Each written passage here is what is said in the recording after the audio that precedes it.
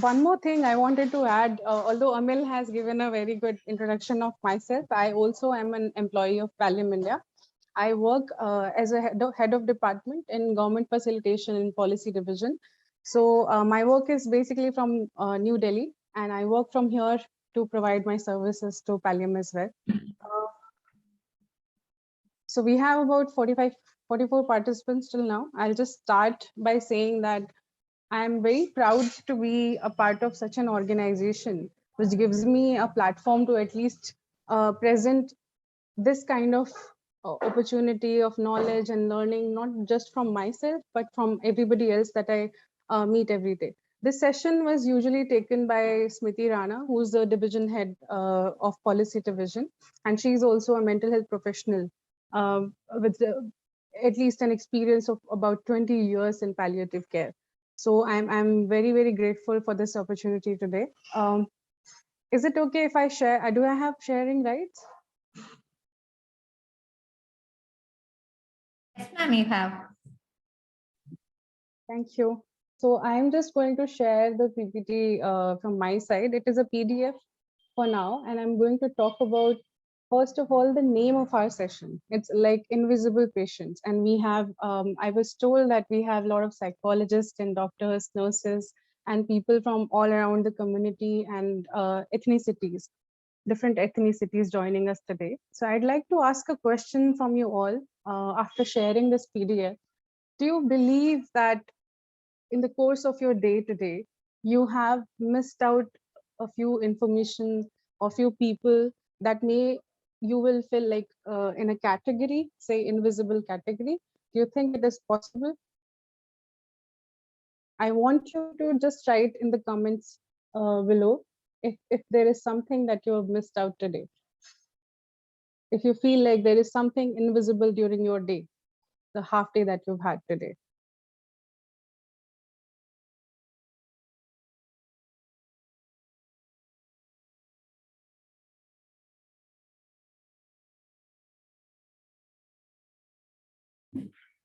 Ma'am, you are muted. I hope the presentation is visible to everybody. Yes. And I'm going through the chat box to see your answers.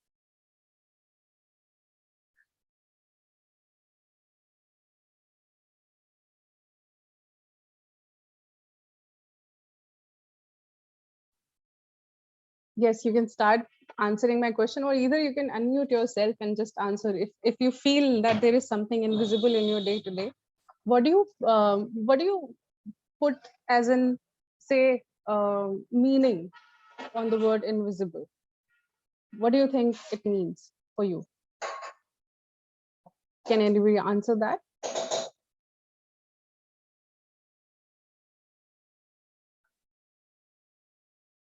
I would love it if everybody could participate. Am I audible to everyone? Is it like Yes, ma'am, you are audible. I request the participants to either unmute yourself and answer, or please put your inputs on the chat box.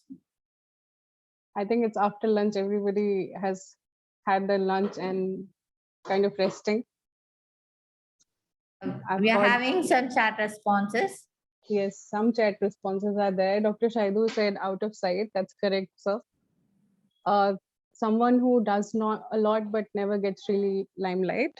Something that's there but unseen. Sense of accomplishment at times, gratitude.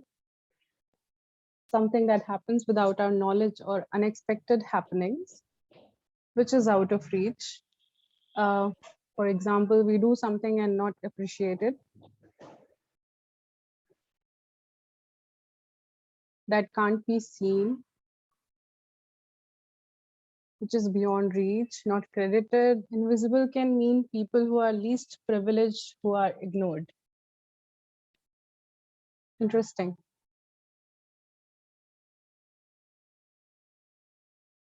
So by invisible, all of our attachments with the meaning of this word are negative, right? Regular responsibilities which are taken for granted. Great. Where is this negativity coming from? Invisible could be many positive things as well.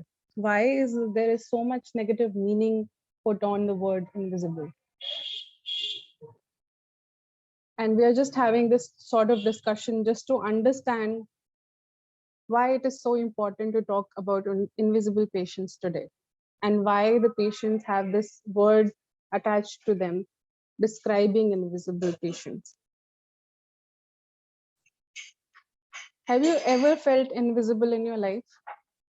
Have you ever felt that you did something very important, but it did not come to limelight, or you were ignored at certain points, or you walked into a room and felt invisible to everybody who was present there when it was not spoken? Like air, it is unnecessary for our life, but it is invisible. Absolutely.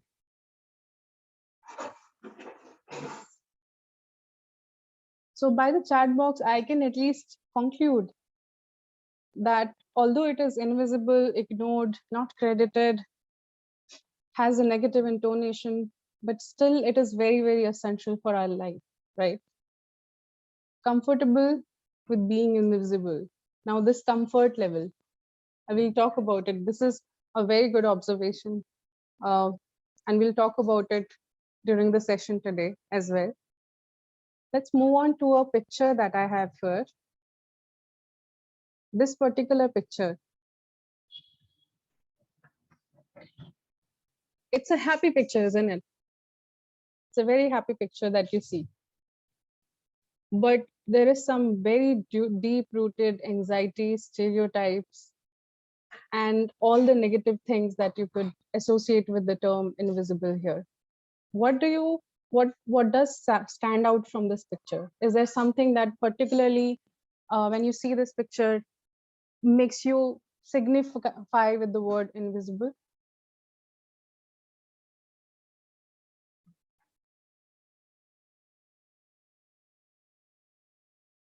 The man is helping. Who could be the man? Usually pictures say a million words. The father, that's wonderful.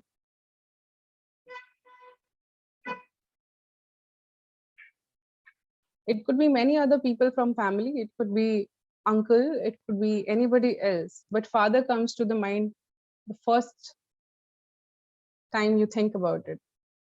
The father looks disturbed. The background that's blurred could be a brother. Now, why is the picture happy? What, according to you, is making it a happy picture? That's like my observation.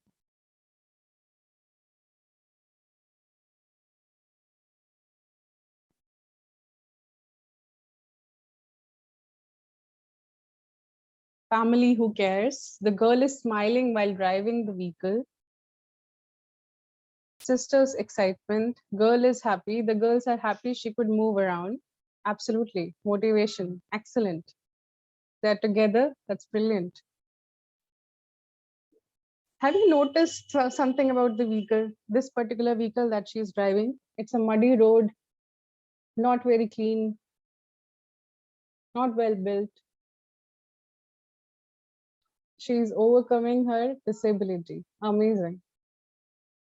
So in this picture, what is your keen observation regarding this vehicle? She has people supporting her.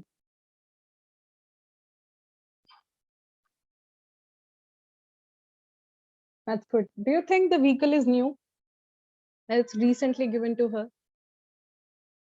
Do you think it is possible that she just got it and she's trying to learn how to drive it? Yeah. Do you think that could be the possible reason for her happiness?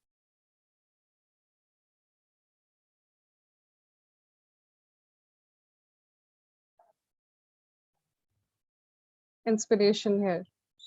Absolutely. Now, yes, somebody is trying to speak. Yes, excuse me, ma'am. Rachel. Yes, Rachel. I'm regarding the presentation. On the upper tab where you can see page view and all, right?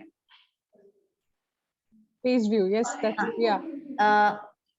To the leftmost third icon, like rotation, you have an icon, and next icon.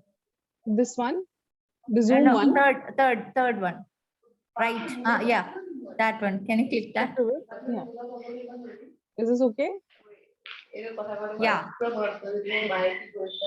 Yeah. Now it's fine. Mr. Sajid Homer said, invisible patient becoming visible. Inspiration through others. The man seems very burdened, which could be the hidden invisible patient in other sense. This batch is excellent.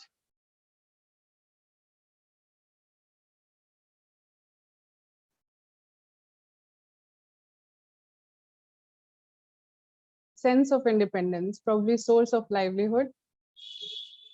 Her mobility itself making her happy. Now, these are very keen observations, and I'll tell you what happens when, in first time in your life, when you are able to move around. When you know that there could be a time when you know that there is absolutely like there is a certain amount of absolute truth in your hope, that hope that you're going to achieve. That's what's making her smile. She knows at this point that she will be, there'll be a day when nobody has to push her to reach at a particular destination. It is her independence, it is her soul, the things that we take granted for every day, like walking around, her sole responsibility to take care of her body. She'll be able to do it, she'll be able to perform something, and that's what making this like picture for me very extraordinary and a happy picture. So somebody like every single day we walk around a road, we walk around, you know, to catch a bus, or maybe we are in a car, we see beggars every day. In India we do, often in urban areas rather than rural areas. There is a huge difference between our perception of the world and our perception of invisible people around us. Somebody mentioned that the father himself could be an invisible patient, and they're absolutely right. That's what we miss out every single day. If you have somebody ill in your family and you are supposed to take care of them, there is a time when it is in long-term illness, there is a time of, say, burnout, there is a time of, say, tiredness, when you know that you love them so much that you can overcome that tiredness and, you know, take care of them, but you want to give up at a certain point too. And it is completely okay to feel that, completely normal to feel that. In psychology, at least, that's how therapies with people, caregivers work. We tell them it is all right to feel overwhelmed in situations like these, because we are humans, not superhumans. So that's a very important and key factor while moving forward in this session, to understand that every one of us is human, and whatever, even if we miss out or say don't understand the invisibility of others, or maybe are, you know, impartial to others sometimes, it is completely okay to do so if we are in our regular life overwhelmed, right? So this session would be quite intense. There will be a lot of information for you, but it is all right to, you know, what you have done in the past and you're becoming aware of now, it is all right to be guilt free from the perspectives that you're going to learn here, because that was the past, and you know, now you will be becoming more aware about things, and it is okay to accept the fact that although you did it in the past, although you walk away from beggars, children, and everybody on the street because you yourself are so overwhelmed with your regular life, now you can help them, but only with your abilities, right? If you're able to. It is important to extend your support, but it is also important to make sure that you are able to extend that support yourself, right? So that's very important thing that I wanted to point out here. Let's move on to the word's definition itself, invisible. Is this readable for you? Yes, ma'am. Unseen, inaccessible to view, unnoticeable, not perceived, concealed from sight. All the answers that you gave in the chat box are matching these descriptions of the word invisible. And why the word invisible is portrayed in a certain way here for patients that we're going to see further. And it is rightly so that somebody had mentioned that the father was an invisible patient. There are people who suffer from invisible illnesses, like, for example, lifestyle disorders themselves. For us, it is quite normal these days to say, oh, diabetes, it's a normal thing, you know. It's so normal. It has become normal in every household. Oh, blood pressure problem. It's normal. You take a pill and it's okay. You know, you can move around, have a functional life, which is completely okay, you know, to have a functional life. But an illness, when we think of it as normality, as a norm, it creates an issue with our understanding, because the intensity of uh, the solution that we might try to find for it could decrease day by day. Do you think that that is the case? There are overweight kids, maybe genetics suffer within. Absolutely right. I am one of them. Women in India, you some of the you are medical professionals, you would know what PCOD or PCOS does to a woman, and not everybody is aware about it. Not everybody talks about it. Not everyone talks about say people usually talk about, see, this kid is overweight, they have to exercise. Oh, COVID lockdown is a problem, they're at home, they can't do exercise, they can't meet their friends. Yes, it is true, and it is true the lifestyle is also an issue. But do you think that there could be many other hidden problems creating that problem and creating that issue in our children these days? Do you think stress is one of them? Do you think the traditional way of studying could be one of them?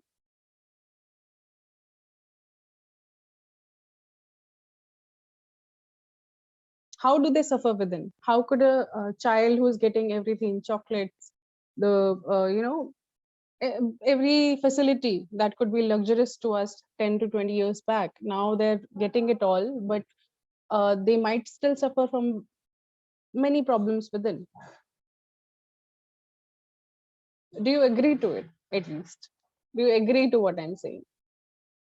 Or do you have any opinions about it? Do you think you could be vocal in the class?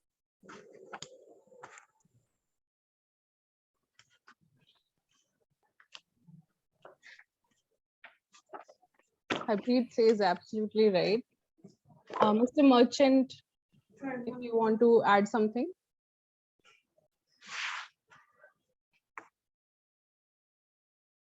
No? All right. Hi, we have kids who are overweight. They are maybe they have a very normal food at home, but due to genetic reasons, we don't know why. They are extremely overfat. They would also love to eat chocolates and everything like any other normal kid, but they've been told not to because you will again bloat up too much, right? So they have their own anxieties. Agreed. And that's what we miss out, don't you think, Miss Swarnlata? Yeah. That we don't see the suffering behind. We don't see the suffering that they might also be perceiving other kids who are thinner. Yes. From them, or a thin kid might be perceiving the other fat kid and thinking about, oh my god, I eat every day and my mother keeps on making me overeat, but still I'm not able to gain weight. These are very common issues and we ignore them every day. No, not only for kids, even for women who are post 50s have the same problem. Agreed. Absolutely. It could be menopause problems, but we sit down with our mothers and counsel them after they've, or either during the time they're going through menopause. Most of us who are well educated or at least have had a high school education would know about these things, but we don't sit down with them, we don't engage with them, because menopause just don't create physical issues, it does create mental stress as well. Yeah, emotional issues are more. Absolutely. And during this time, so I've had a conversation, I'll tell you about this thing. There's really no such thing, which is this quote by Miss Arundhati Roy, an excellent writer. She says there's really no such thing as the voiceless. There are only the deliberately silenced or the preferably unheard. So mothers are preferably unheard people, Yes. because what happens at the end of the day, they have given us 30-40 years of their lives Hmm.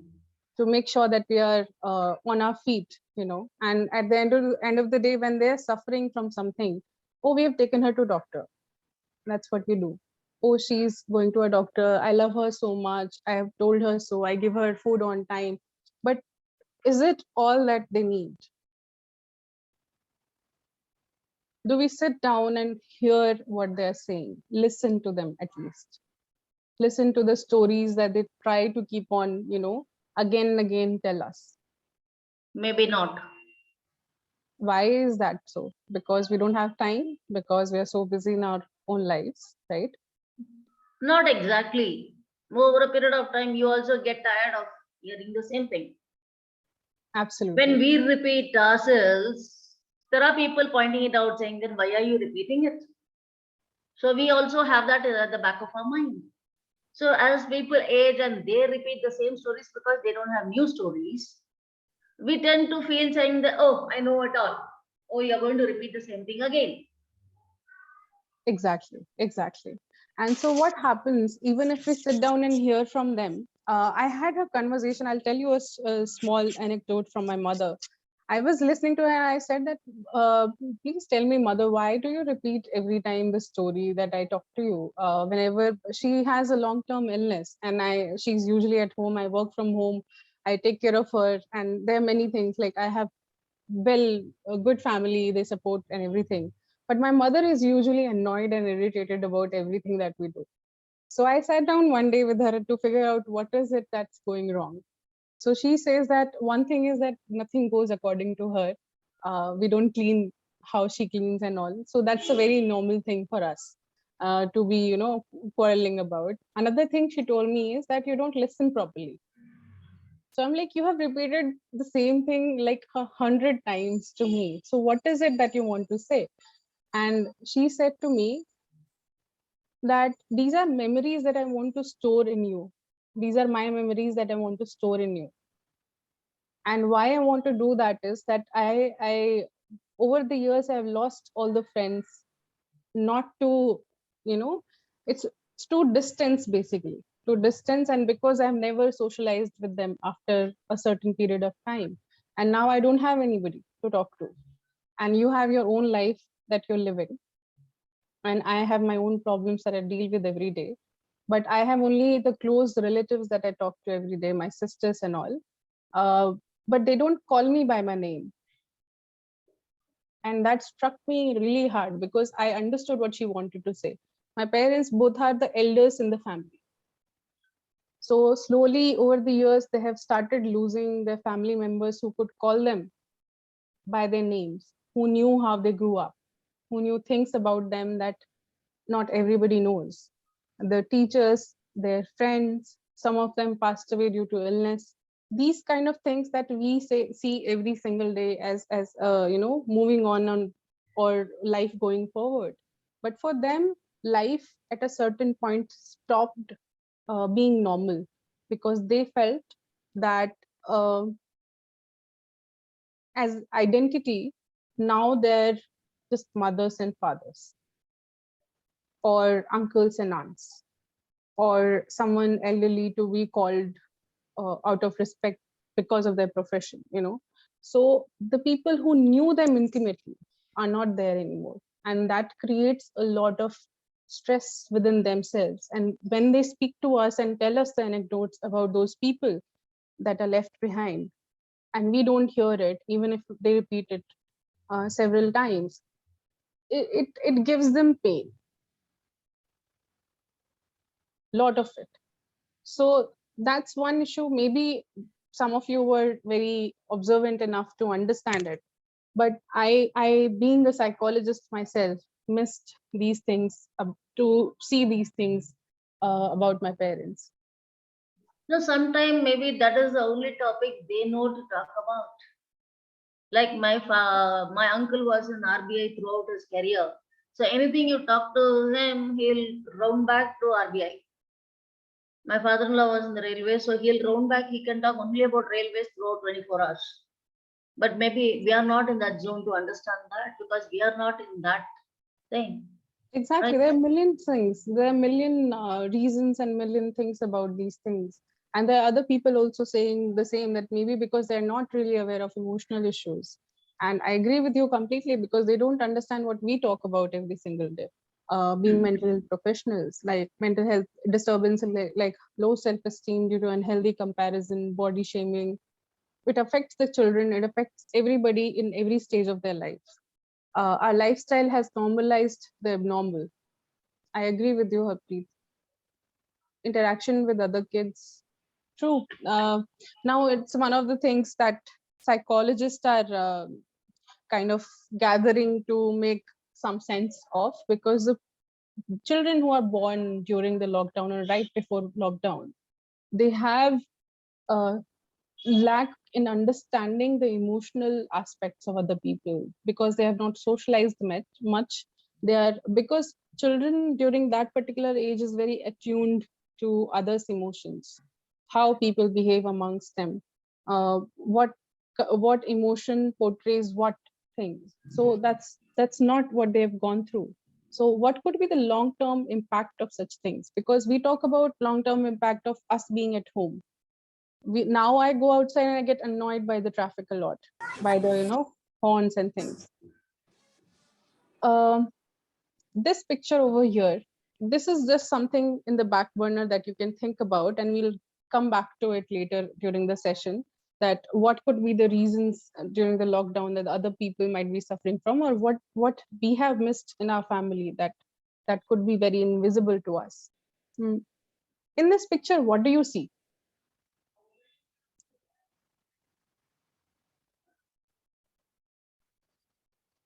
What could be the source of invisible pain in this picture? Maybe a patient.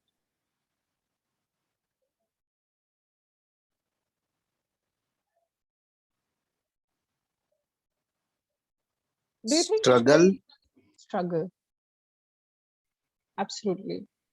Who is it who talked about struggle just now? Dr. Pankaj from Mumbai. Yes, hello, Dr. Pankaj from Boyer Yeah, hi. Calcare, right? I just saw Yeah. your. Welcome to the session. And yes, absolutely, you're right. Suffering. Do you see this kind of picture every day while walking around in the market or something? Yeah. Most of the times. Right. And being a doctor, you would be aware about what it does for a person in the long term who do this kind of manual labor. Sorry? Like people who work in manual labor, like Mm-hmm. construction workers and people who lift heavy things. What happens to them after a long term of service like this?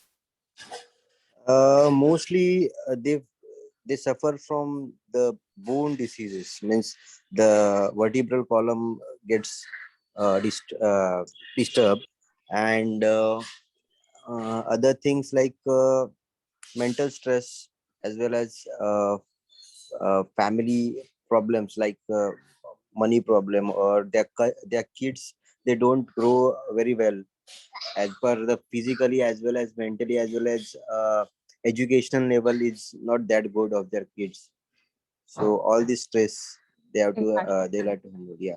So everything in our social ecosystem is impacted because of the poverty that they're dealing with, and the physical aspect of it over the period does disturb them. Now there's another thing that every single day, if I'm living in Delhi, so we have rickshaw pullers here. I'm sure that some of you might have in your places also. Some of you are from rural areas, some are from urban areas. But rickshaw pullers are the ones that we see every day, right? Uh, Now, if some of you have cycled or have like any idea about what cycling entails, you have to use your muscles a lot, the lower body muscles a lot. And after an hour of cycling, you would realize how much it pains.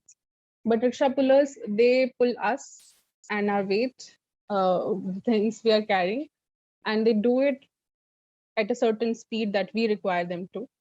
And they do it whole day. It is not 1 hour, it is not 2 hour, it is not a certain distance, right? Because they want to earn something, they want to have a survival living wage for themselves. They do it every day. But what could be the possible ways to, do that much labor? Because pain everybody feels.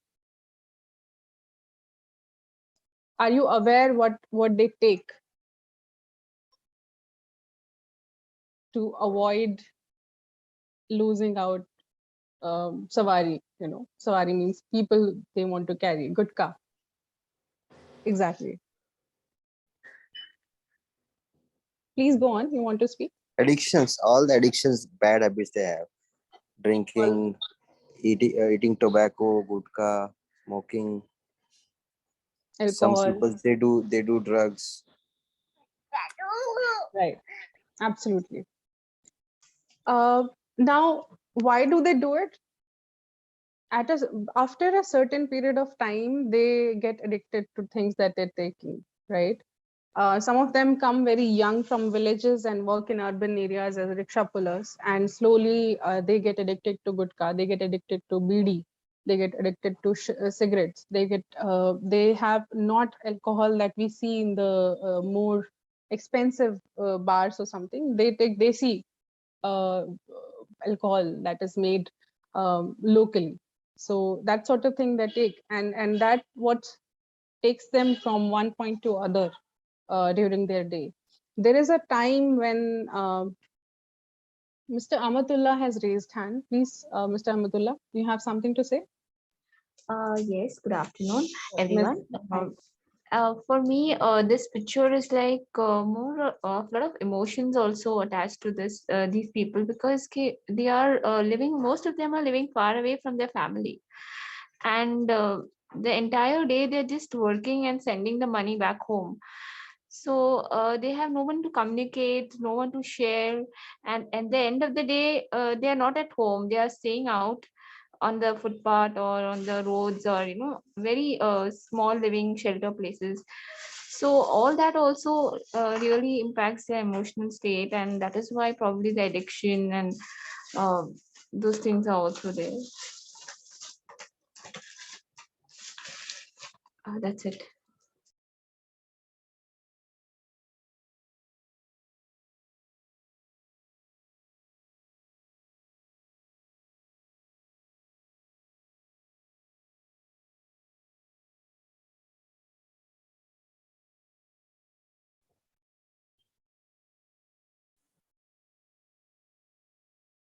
Ma'am, you are muted.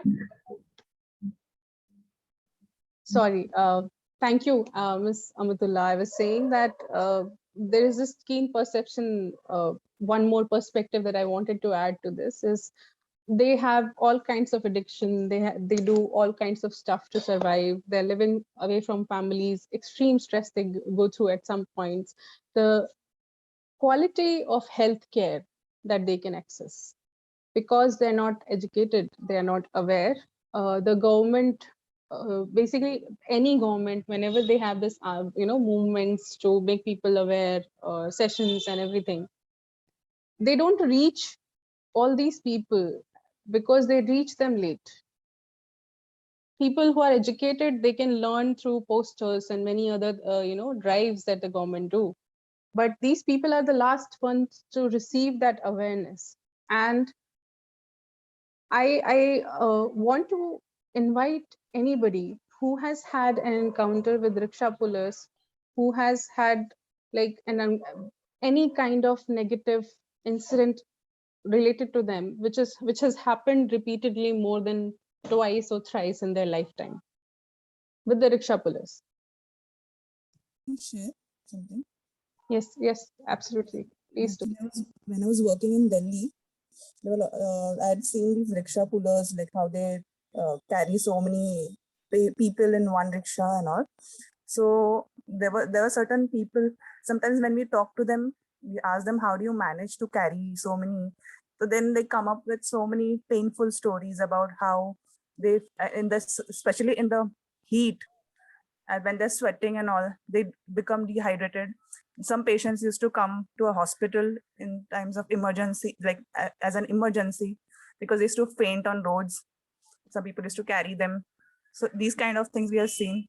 And the money that they earn also, the rickshaw pullers, they have taken loan to even have a rickshaw. So they have to even pay that money, and that money also that they have to pay, those people, they keep on adding interest rate. So it's like, they are always on they are always in debt. And top of that, they also have to send money to their family who are very poor in the villages that they come from. Especially these people are from very interiors of Bihar and UP, mostly that I saw in Delhi. And top of that, as they live in very dismal conditions in Delhi slums, mostly we have noticed that they have these kind of, like there are these kind of relationships people have, like men to men, and then they have these HIV infections. So these kind of things and multiple other things, or their living conditions also bad. So then they are having TB and so many other fungal infections, and so many things are there. So yeah, this is one of the experiences I had in Delhi while interacting with such kind of people there. Yes. Thank you, Dr. Nupur. I'm very grateful that you brought forth the invisible issues that not most people are aware about. So currently, if I'm correct, like I remember speaking to a rickshaw puller like 6 months back. The rent of a rickshaw in Delhi that they take on rent, basically, they have blue and green numbers written on them, and the rent is 1,500 per month. Along with the interest that they have to pay, and somebody, if they want to buy a rickshaw or something, they have to pay extra. Then there is another issue of repairing the rickshaws over the period of time, obviously when it is used a lot. So this sort of thing is also there, and as you said, many underlying problems, and we walk away from them and walk through their life every single day. So let's talk about the next picture here, and I'll read out some of your comments. Many of my patients with addiction talk about numbing their back pain to be able to sleep well after a long, hard day. Yes, and that's one of the reasons of addictions. Many have HIV because of stress to distract their mind. They also take substances. Right. Absolutely correct.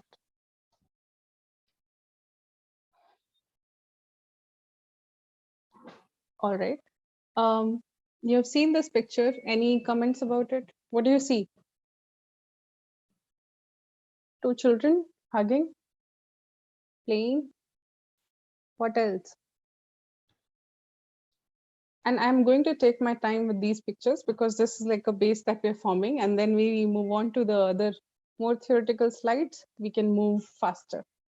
I see the time slipping. So in this picture, basically you have a child with some sort of disability. This disability is health issues. It could be mental retardation. Do you think? A caring brother, Down syndrome, yes. Spending time with his sister with retardation. That's correct.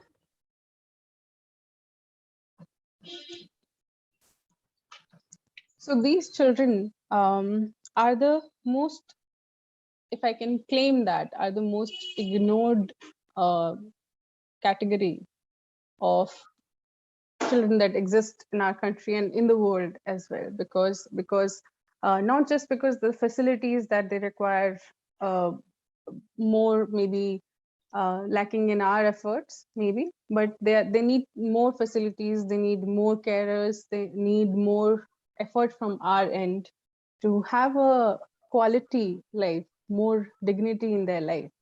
And in Delhi, maybe there are many centers to take care of these kids, to give them an education that is to their understanding more helpful for their survival in their life. But in urban areas, in states which are like far off states like Lakshadweep, Andaman Nicobar, Sikkim, or Arunachal Pradesh in India, and in other countries also. For example, in Nepal, it is easier in urban areas to get centers which help a child with mental retardation, or get doctors who are able to orient the parents about the problem that the child is having. But in urban areas, in rural setting, it's still out of people's reach. They're not aware about these problems, and they don't really understand how to deal with such children.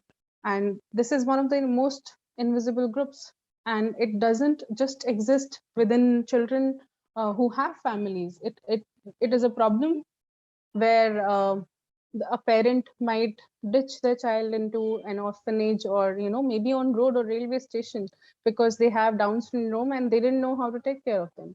So this sort of problem is there. In orphanages, you will often see a high number of children who have mental illnesses or some kind of developmental disorder, um, living in a very bad condition. So it's often something that we don't think about in our day-to-day life. Little brother have been suffering with Down syndrome. Elder playing with him and make him happy. Yes, the little sister. Right, so let's move on to next picture. What do you see? A blurred picture with a happy, smiling individual.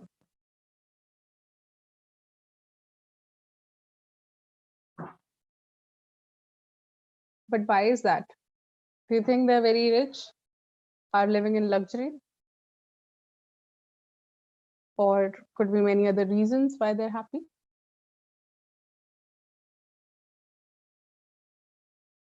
Why do you smile at a camera? Villagers living in nature. Absolutely right. So smaller communities has a better support system. So say you're living in your own house and suddenly you drop an utensil or something and it makes a noise.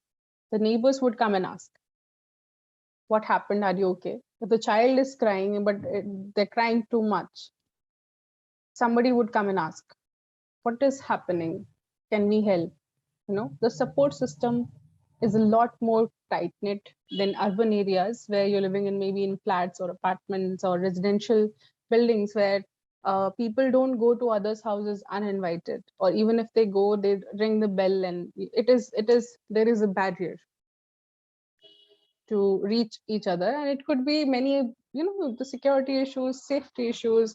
The urban areas, people are coming from diverse backgrounds, or coming, like somebody is living from 10 years in the same area and someone just has come back, like living there for 1 year or so. So there could be many reasons at play for people to behave in a certain way. But a person who's visible, who's seen, is the most happiest person, because they get the attention, they get the support, they get the most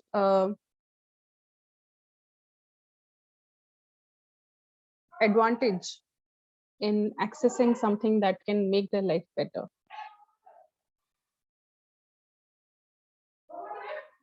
Exactly. Sorry about the background noise. I am living with my family at home, so you will hear all kinds of stuff.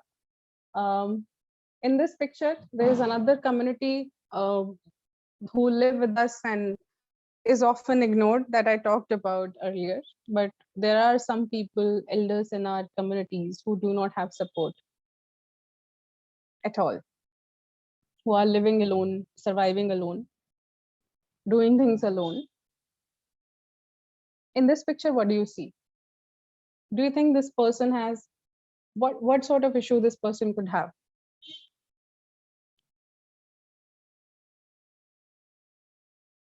A widow, elderly widow.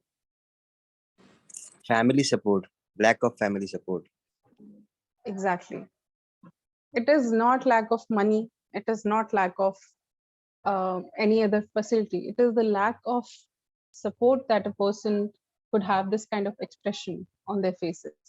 Especially, Yes, please. Can I say something? Actually, in Mumbai, we have seen many elderly people being thrown out of their house also because they become burden on their family members. Absolutely. Helpless, lot of elderly people are roaming around on the streets, in parks and all, and they do not know what to do, or they don't even complain. They feel Exactly. ashamed to even complain about it or speak to anybody about it.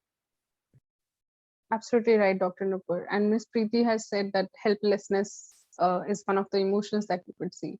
And that's what we have made our social system to be for now. Like all of us being living in the same this ecosystem. That's what we have made it to be. That's how it is. Because um, in a setting where the people live for their families their whole life, and at the end of the time the person or the people that they were living for have abandoned them, they will feel ashamed about it, they will feel guilty about it, they will also feel guilty about their situation because they have lived a life far more dignified for other people, and then at this time at the end of their life they need support, and they sometimes don't know where to approach, sometimes don't want to approach. And there are many middle income households, there are many like social economic factors play a huge role in it. You will see this problem far more severe in urban areas as compared to the rural ones, but it's not that in rural areas this problem doesn't exist. They feel ashamed to complain about their loved ones because yes, absolutely, Ms. Amatullah, you are correct. So this is something that although many people are doing many things for elderlies, we see Vrindavan ashrams where a lot of widows, they live throughout their lifetime, but we also have seen that movie called Water, if people remember, Indian people here especially. So Water is a movie which is about a widow girl. Mm, I don't know if everybody has seen it, but it raises an issue like if a widow is living somewhere that seems to be safe, might not always be a safe space to be. So we, to ensure their safety, to ensure that they have access to good facilities or good safety net, for us to think about it, we need to see them. They have to be visible to us. Although this issue has been raised several times in the media and it's like coming back again and again, but there has been no sustainable solution to it. So another social problem for us. Even in Vrindavan, there is one place where all these widows are there, and they were invisible, and but now I'm aware that there are some NGOs which are helping them. Right. There are many NGOs who help such widows, but there are problems with the NGOs also. Some of them being fraudsters, taking money from foreign aids and then not putting in funds where they're supposed to, or just taking the funds and closing and going from Vrindavan. This has happened often there, and it's a huge issue, legal issue as well. But there needs to be a sustainable solution to these problems, and that's why we are here today to talk about. First, awareness is the key, and then you move forward with other things. There are those that they don't prefer to be seen. And what kind of communities could they be? What kind of people could they be? What do you think?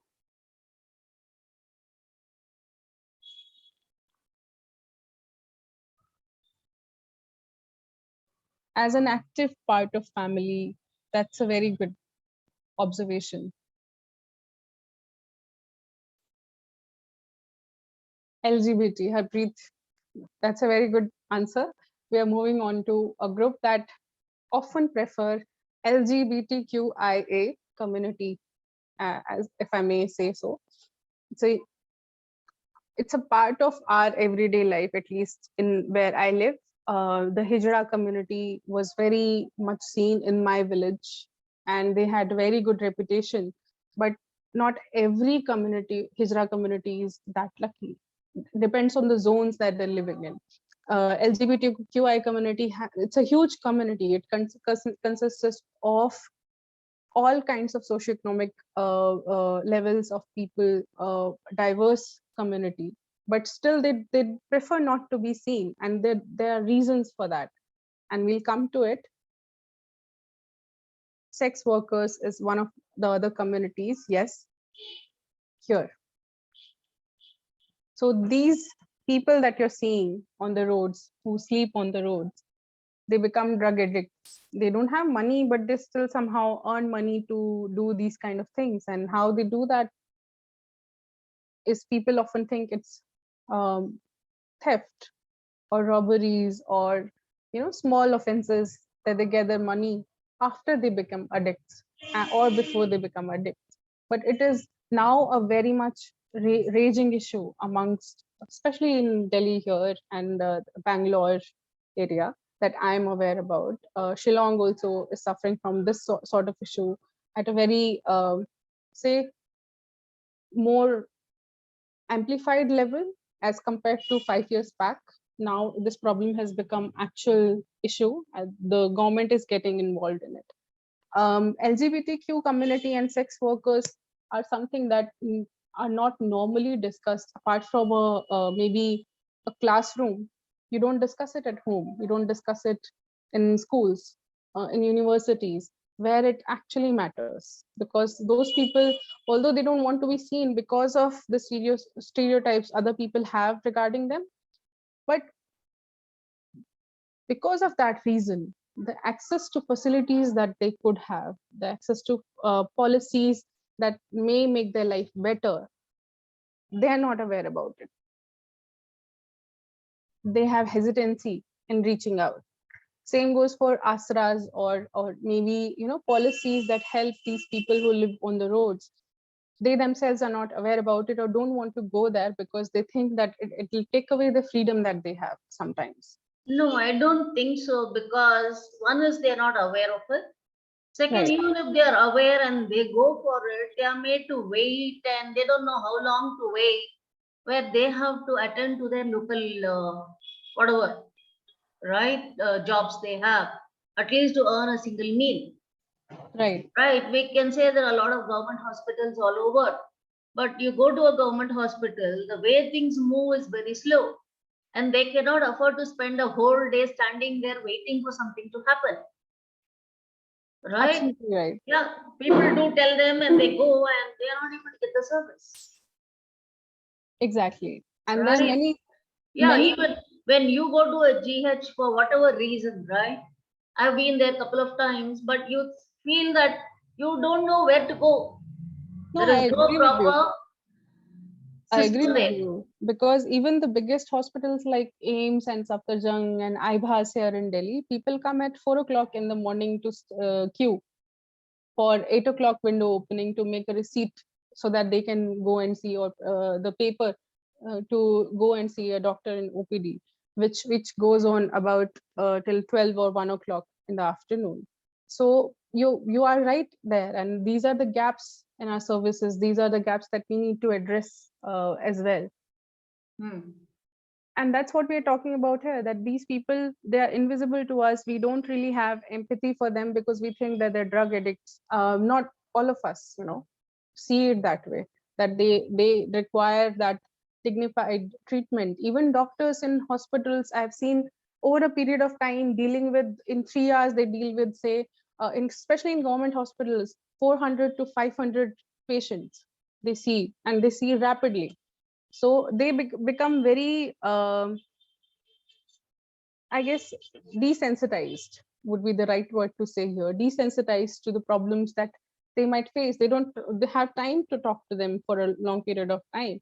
And PN, or the people who regulate visitors in the hospital, become very key important figure there.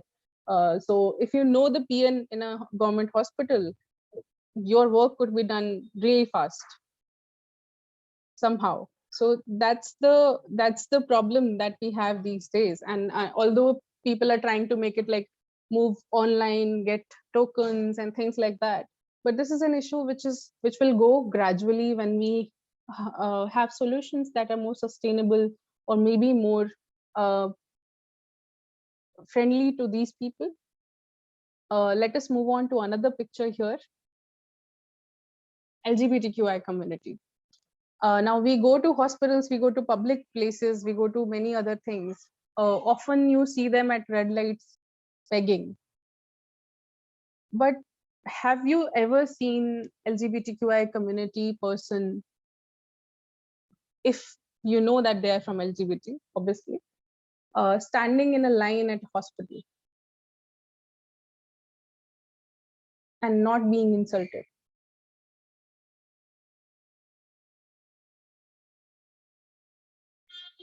Because I have worked for about 4 years. I was working with Safdarjung, AIMS, and Deen Dayal Hospital here in Delhi. In all of my 4 years, I encountered these cases only twice. And I used to work at the window, not as a staff, but because of some research, I had to be there. And only twice. And it is a very, very low number, especially being in a city where you have more than 1.7 crore of population and a very vibrant Hijra community and LGBTQI community with about 13 prominent NGOs working for this particular community.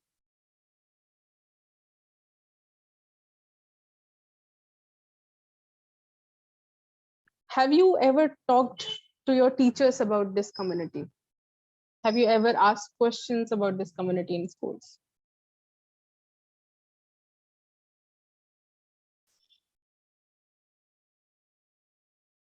None of us did.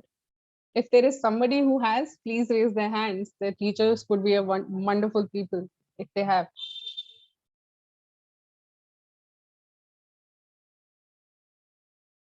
None. So that's the reality.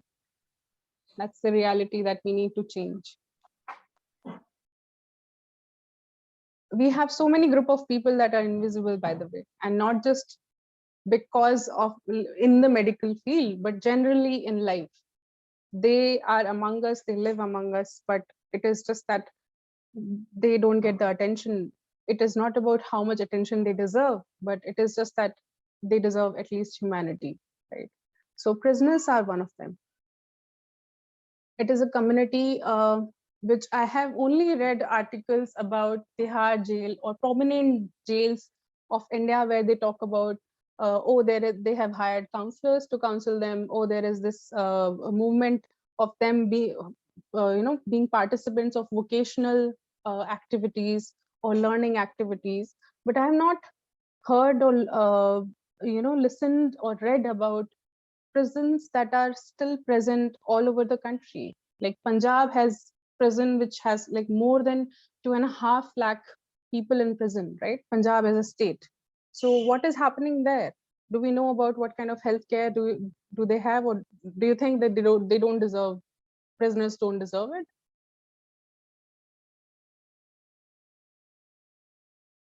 Because they're criminals, they have committed so and so levels of crimes. So Preeti says, have talked to them personally because a film was taken about the in Kerala about their lives and problems. I'm glad that you did. During Harpreet's school years, she had absolutely no knowledge of them and it was never discussed. Before, have only seen them in films. That's what Preeti said. And that's what most of us did. I remember a film, it was called Sangharsh. Akshay Kumar, Ashutosh Rana played a very villainous role, I would say, in that movie. That was my first encounter with people who are men but dress in saris. So I asked my mother about it, and Hijra community is other one that I was more aware about. So I said that is the Hijra community mostly killers, like serial killers or something, like they kill people. So my mother, she's a teacher. She being a teacher, she told me about the difference between criminals and normal person. And she told me about, although they are normal people, but they commit these crimes and they're punished for it and sent to prison. And it's a social problem. I was about 8 years. She didn't explain the whole thing, but she just told me that there are all kinds of people living among us. And one of them, they identify differently, but are of different sex. That's what she said exactly. But she didn't explain how, why of it, because I guess she was also not aware about it. It's not talked often, right? So prisons, again, these are places where only the powerful could get access if you are not a criminal. If you are in a power position and the power dynamics, and I would recommend here a book called Drunk Tank Pink. It is a foreigner's written by a foreigner in a US prison, based on a US prison stories and things like that. Drunk Tank Pink talks about the color pink, Drunk Tank Pink, which had a huge impact on prisoners. And I would recommend read at least a brief of it so that you know what I'm talking about. I'm sorry, I would ask Pallium facilitator to tell me how much time I have left. It's 4:06 already.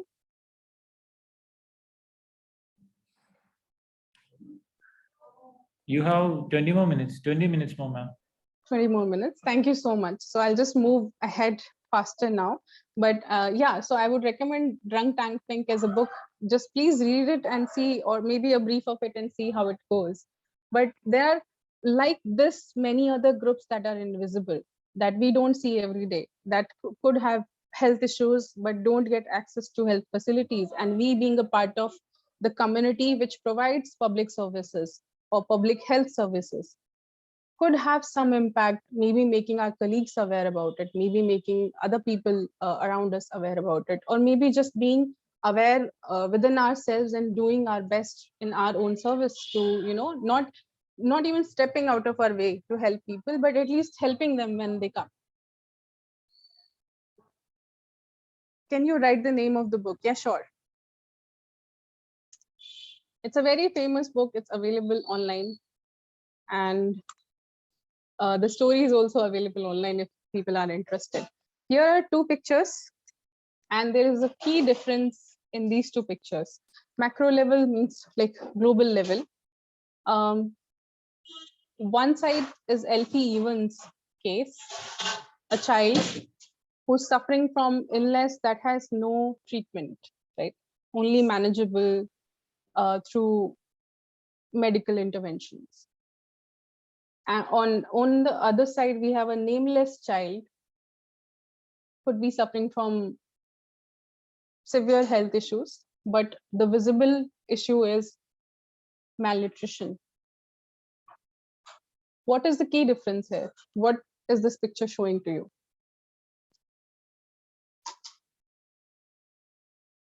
Yes, you're right, Dr. Nupur. I was working with UNHCR, United Nations High Commissioner for Refugees here in Delhi and Hyderabad. Refugees are actually very invisible in our community. They don't, although we do try our best to give them the services that they need, but there are a lot of barriers, first barrier being language for them to access to, and then there is cultural issues. The places that they come from, cared and uncared for, absolutely right. So this child being in this situation, clearly uncared for, but the key difference here is the news. We want Her Majesty the Queen to urgently intervene in the Elfie Evans case. And sadly, so Elfie had passed away a few years back. And this is, I'm telling you this information from the YouTube session earlier that was posted by TEPSICO, which was taken by Smriti Rana. If you want to have a look at that session, I welcome you all to go and look at it.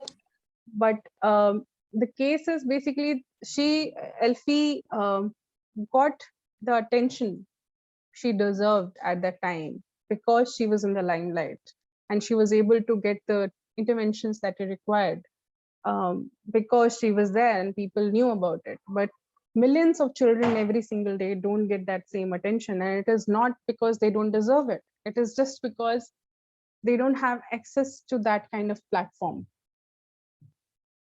We are that platform that we can change, because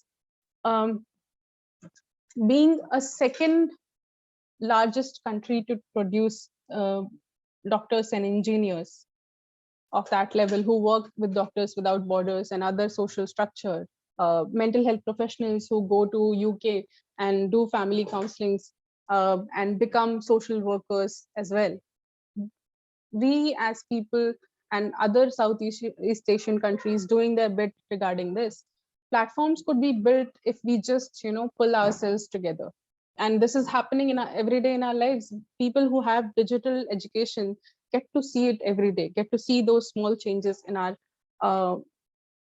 lives every single day. Economical and social conditions. Thank you so much, Nazmul Haq, to say that. This is the exact word that I was looking for. That was the key difference. And in meso level, the community level thing, what do you see every single day? And we'll especially talk about male and female access. Earlier, I talked about my mother. Now, she's an educated person. She was a teacher, a professional, left her job, is suffering from issues, middle economic conditions.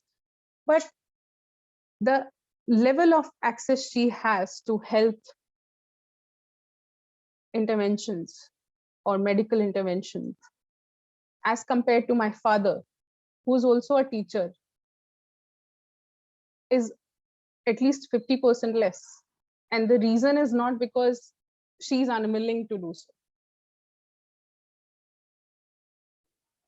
If you look at, there are many lifestyle disorders here: hypertension, diabetes, anemia, heart disease, accident, injuries, cancers, others. And even if you look through statistics of how many people suffer from one disease, women are obviously part of that specific statistics. It could be less or more, but they're there, right? But you don't see, in hospitals, you see a longer line of males and a smaller line of females. The reason could also be that they're usually accompanied by a male person, and that's the contrast. That's the gap as well. Especially in poor communities, they rely on people to take them to a hospital or health facility. Do you think that they're invisible? Do you ignore your mothers, your sisters at home? Do we ignore them? Do we ignore our neighbors who are suffering from, say, back pain, but still working and cleaning in their house and not going to a hospital because, they don't want to spend that much money for a small issue like back pain, which they're suffering from past 15 years? So these are social problems. Let's move on to the next. And I am pointing, you will say that I'm pointing out to all the problems and not giving solutions. And we'll talk about it in a minute. Meso level communities, nutrition, tribal children, 42% of them are underweight, 1.5 times higher than non-tribal children. And why is it so? Do you know a lot of tribes being so educated? Can you name at least 5 tribes of, say, states around you or provinces around you?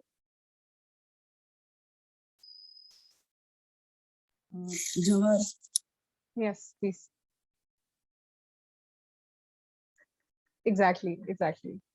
Are there people from Northeast India or Central India here as well?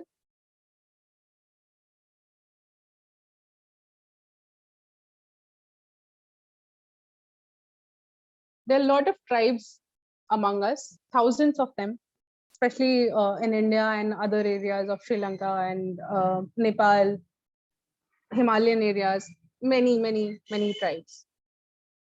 And their children, they don't get access to good food, good nutrition. One of the main reasons being poverty, but the other being transport facilities and health facilities and awareness. So I'm sorry, you are not audible. Could you please speak a bit louder?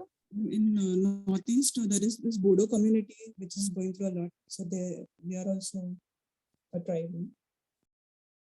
Yes, Dr. Nupur, you're right. And Guwahati University, they have this anthropology department which works with tribal people, making them aware about health facilities and things like that.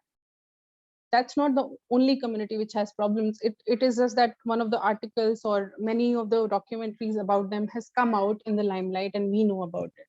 but there are many tribal people who are living in such conditions still today, and Madhya Pradesh and Jharkhand taking the brunt of more severe part of it, you know. There are other like countries that I can talk about, one of them being Thailand, that you would not never think about. There are tribal people in Thailand who suffer from severe malnutrition, even in adults, because they're not, you know, they depend on torrential rains and monsoon rains for their access to food and stuff like that. But when global warming is there, it's affecting them a lot. They don't have access to good transport, so they cannot go anywhere and get something to sustain themselves in the environment that they're living in. In China, you have about more than 10,000 tribes, and not everybody is happy. Not everybody has good, access to good education or good health or good facilities to at least food, you know. And China being the most highest importer of raw, or I would say grains. That's One why of there the are no highest. electrolytes in Jharkhand. No? That's one of the reasons. Yes, that's one of the social structure problem that we have. Some areas in Afghanistan and Pakistan, we have terrorism ongoing. There are some other problems like their crops being destroyed for one reason or the other. That's one of the other things that we have. Now, in this slide, you see transgender and gender non-conforming people, the percentage, how much is reported and what is seen. So in this statistics, you can see that 90% reported that they were refused care because of their gender identity. 28% say that they were subjected to harassment in medical settings. 50% say reported having to teach a medical professional about transgender healthcare. It's not because health providers are terrible people. It is just that they're not aware certain times about certain things. It is not in your curriculum, and palliative care being a part of like just 1 hour syllabus of your MBBS, right? And you can skip it. You don't have to particularly study it. Same goes for this kind of thing as well. This particular topic, you can skip it. You can choose to study something that you want to specialize in MD, and you don't particularly have to study about these things. Another slide, micro level families, what you can do. So we'll talk about what you can do now, and we have like 5 more minutes, I guess, and a lot of things to discuss. Yes. Only 5 more minutes. No, 10. You have 10 more minutes. Okay, thank you so much. So micro level families, you can see like a lot of things written here. The caregivers, they suffer from a lot more than what is seen. Like even doctors sometimes, when a family member is taking a patient, they're scolded for not bringing them on time, or they're scolded for not giving one particular medication on time. It happens because, especially in government settings, people don't sit down and tell them what is given at what time and what it does. So it happened with me also. Being in medical field, I don't understand many other things, right? So whenever I take my mother to a hospital and I need a doctor, they just give me a name, they throw a medical term at me which I don't understand, and when I ask about it, they get annoyed because they don't want to explain things to me, because they don't have time. They're frustrated. They have many other people to see, and then I go and Google it. So that's one of the faults that I have. And then I will make some mistake and I go back to them, and then I again get scolded, which I completely understand. But that's like an added stress, right? Same goes for caregivers who are caring for people who are suffering from more serious health issue. Non-decision makers, elderly women, children, siblings, daughter-in-laws. Then spouse of wheelchair-bound person, substance-dependent people, identified in this particular category, micro-level category, as people who are more invisible. What can you do? At macro level, you can educate yourself beyond what is visible, advocate for equity, Equality we talk about a lot. Equity is something that an opportunity to have access to something that is very basic for us as people, right? And it's a word that is in economics that is like, you will see a picture of a smaller person and a taller person standing on the same length of stool and looking out of looking beyond a wall.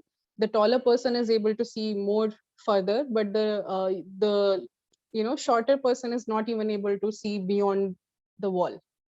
And then they talk about equity being like the longer stool for the shorter person, and a shorter stool for the longer person. So required help, required support. People as individuals are completely different. People as patients more so. So what they require, what do they need, is once you identify it, you will be able to treat them with equity, not just medically, but as a person.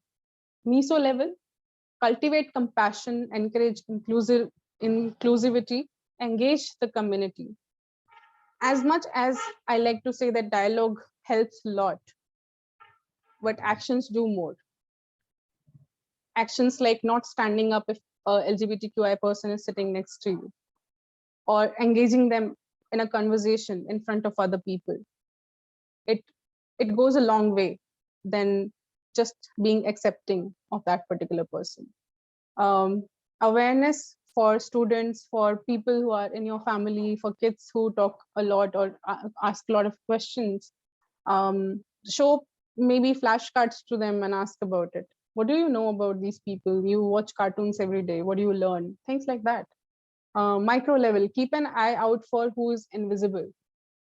By the way, the cartoon reminds me, there is a cartoon these days that the children watch every single day. Veer, the Robo Boy, and Bheem, and many other cartoons like that.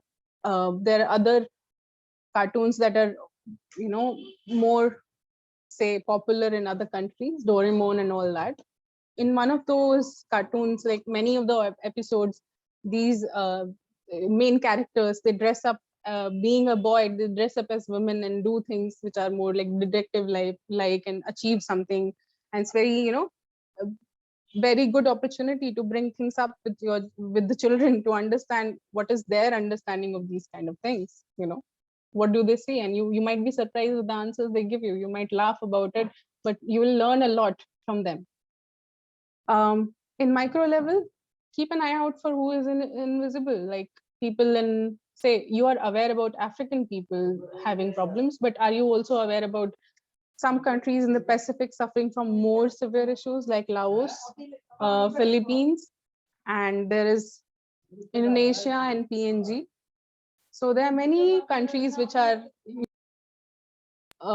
you will be missing out on, and you may see the news, but you may not be able to do much for them. So this is one of the case studies that somebody discussed. We talked about a lot of other case studies, but this is something that I want to send to you as screenshot if you can take it. These are psychosocial notes. We would be sharing this presentation with them, so they great. will be getting. So if you get this presentation, please go through this case. And I want you to email your feedback on this, if possible. Please read this out, understand it. Please send them a link also with Smriti Rana ma'am's discussion on YouTube, the same kind of session. And I wanted to go through, thank you so much. In that, she discussed in length about this particular case. After you go through this case, please go through the link on YouTube and fast forward to at the end, she is discussing this case, and you would get to know many things about what they were talking about and how a case study discussion especially helps putting things in perspective about the family, the caregivers, the person who's suffering, and the patients. From my side, this is about it. If you want to ask something, please feel free. Thank you so much. Thank you, ma'am. We'll just take 2 more minutes. If you have any doubts to clarify, kindly open up. As we are running out of time, if you have anything, kindly come up with the questions.